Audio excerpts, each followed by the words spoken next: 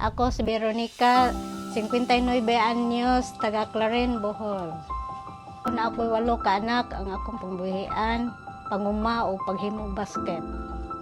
Pisa do may lisura sa una ma'am kay kanang sawa pa mi ni si Ibi kay buyo ra gumig diya mong balay na kanang pag-apil sa kumbana og si Ibi malato urag na bibintahan na mong kahimtang kay na may ka sandigan. Mao to nakatukod ni balay. Na negosyo po ko, nakapiskwila ko sa kong bata.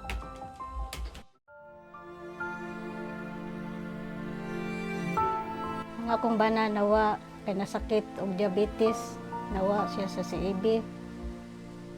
Kay po ko kay kanibay kamatayon sa tao. Makuan man jud, magasto man jud ta.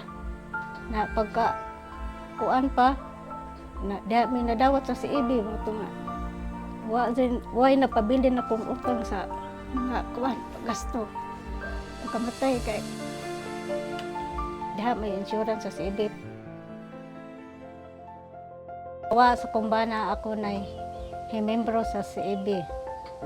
Ang akong loan karon akong gipalit og materialis sa akong negosyong paghimo og basket.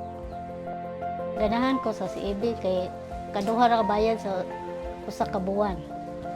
Ang akong pangandoy nga mulambo ang akong negosyo kauban ang CAB. Manghinaot ko nga daghan pa matabangan ang CAB sama nako.